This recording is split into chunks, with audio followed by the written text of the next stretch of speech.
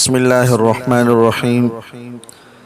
آج حضرت عزیر علیہ السلام کا واقعہ بیان کرنا ہے۔ حضرت عزیر علیہ السلام کا تعلق بھی بہت سے دیگر پیغمبروں کی طرح قومی بنی اسرائیل سے تھا۔ آپ حضرت موسیٰ علیہ السلام پر نازل ہونے والی کتاب تورات کے بہت بڑے عالم تھے۔ پیشہ آپ کا کھیتی باڑی تھا۔ ایک دن گدھے پر سوار اپنی زمین کی دیکھ بھال کے لیے شہر سے نکلے۔ سخت گرمی تھی۔ دوپہر کا وقت ایک ویرانے پر پہنچتے ہیں۔ یہاں بہت سی ٹوٹی پھوٹی عمارتیں موجود تھیں اور ہر طرف ویرانی اور سناٹا تھا۔ آپ نے ایک ٹوٹے ہوئے مکان کا انتخاب فرمایا اور کچھ دیر آرام اور کھانا کھانے کے خیال سے وہاں پر رک گئے۔ آپ کے ساتھ 2 ٹوکریاں تھیں، ایک میں گدھے کے لیے چارہ تھا اور دوسرے میں اپنے لیے کھانا۔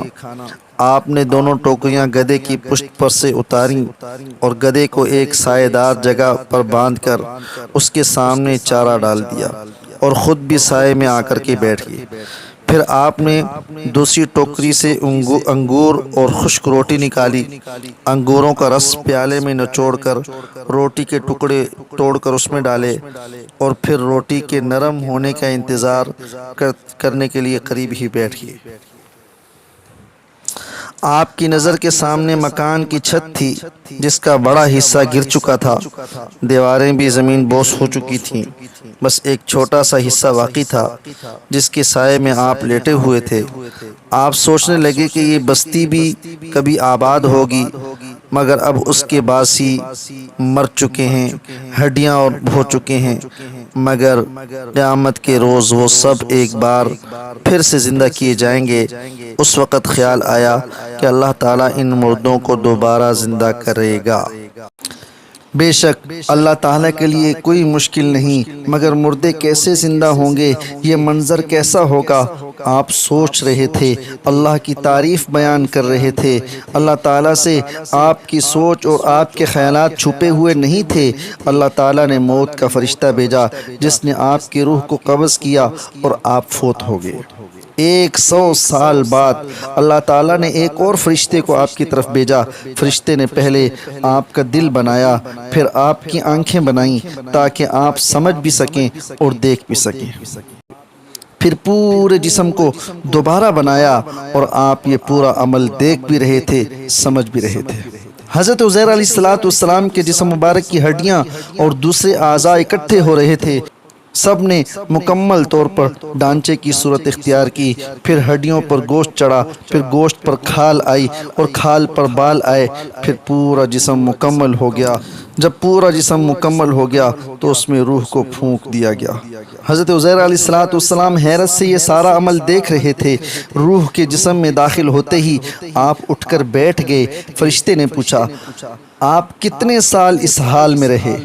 تو آپ نے فرمایا، شاید 1 دن یا دن کا کچھ حصہ، کیونکہ جب آپ آرام کے لیے لیٹے تھے دوپہر کا وقت تھا، اور اب جب دوبارہ بیدار ہوئے تو سپہر ہو رہی تھی اور سورج ابھی غروب نہیں ہوا تھا۔ فرشتے نے کہا، آپ 100 سال تک اس حال میں رہے ہیں۔ پھر اس فرشتے نے آپ کے کھانے کی طرف اشارہ کیا۔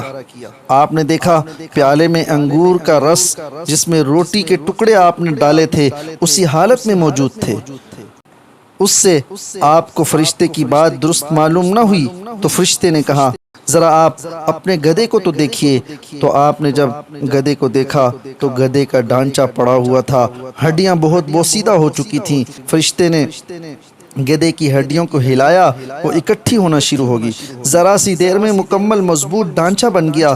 پھر ہڈیوں پر گوشت چڑھا، کھال آ گئی، اس پر بال آ گئے اور اب ایک مکمل گدھا سامنے موجود تھا مگر بے جان تھا۔ فرشتے نے اس پہ پھونک ماری تو گدھے کے جسم میں حرکت ہونا شروع ہوئی۔ گدھے کے جسم میں حرکت شروع ہوگی، وہ زندہ ہو گیا۔ حضرت عزیر علیہ السلام کو اللہ تعالیٰ نے وہ سب کچھ دکھا دیا جس کا آپ کے دل میں خیال پیدا ہو رہا تھا۔ آپ نے فرمایا، میں جانتا ہوں کہ اللہ تعالیٰ یقیناً ہر چیز پر قدرت رکھتا ہے۔ پھر حضرت عزیر علیہ السلام اسی گدھے پر سوار ہو کر اپنی بستی میں پہنچتے ہیں، مگر وہاں تو سب کچھ بدلا ہوا تھا۔ نہ آپ کو کوئی پہچانتا تھا نہ آپ کسی کو پہچانتے تھے۔ اندازے سے آپ ایک ایسی جگہ پر پہنچے، ایک گھر پر آپ کو غالب گمان ہوا کہ وہی گھر آپ کا ہے۔ آپ وہاں پہنچے تو ایک نہایت بوڑھی ضعیف عورت سامنے بیٹھی ہوئی تھی۔ وہ عورت نابینا تھی، آپ کی نوکرانی تھی، مگر آپ اسے نہیں پہچان سکے۔ تاہم قریب پہنچ کر پوچھا، کیا یہ عزیر کا گھر ہے؟ عورت نے جواب دیا، جی ہاں، یہ عزیر کا گھر ہے، یہ عزیر کا گھر ہے، مگر اب اسے سب بھول چکے ہیں۔ آپ نے اسے بتایا، میں ہی عزیر ہوں۔ اللہ تعالیٰ نے مجھے 100 سال تک فوت کیے رکھا، اب دوبارہ اللہ نے مجھے زندگی عطا فرمائی ہے۔ وہ عورت پریشان ہوئی اور بولی، اللہ تعالیٰ عزیر کی دعائیں قبول کرتا تھا، تو آپ میرے لیے دعا کیجئے کہ میری بینائی واپس آ جائے۔ اگر تو عزیر ہے تو میں تجھے پہچان لوں گی۔ تو حضرت عزیر علیہ السلام نے اللہ تعالیٰ سے دعا فرمائی، دعا مانگی، اور پھر عورت کی آنکھوں پر ہاتھ پھیرا۔ عورت کی بینائی واپس لوٹ آئی۔ اس نے آپ کو دیکھا، وہ بول اٹھی کہ میں گواہی دیتی ہوں کہ تو ہی عزیر ہے، اور یقیناً تو ہی عزیر ہے۔ پھر اس عورت نے دوسرے لوگوں کو آپ کے بارے میں بتایا کہ آپ کو آپ کے بیٹے اور پوتے سے ملوایا۔ آپ کے بیٹے کی عمر 110 سال تھی، جبکہ آپ کے پوتے کی عمر 90 سال ہو چکی تھی۔ اس نوکرانی کی عمر 120 سال ہو چکی تھی۔ حضرت عزیر علیہ السلام کی عمر مبارک وہی 40 سال تھی، یعنی وہی عمر جو اللہ تعالیٰ کی جانب سے آپ پر موت طاری کر دینے کے وقت تھی، وہی عمر آپ کو لوٹائی گی۔ تو اس سچے واقعے کا ذکر قرآن کریم میں ہمیں ملتا ہے سورہ بقرہ کے اندر۔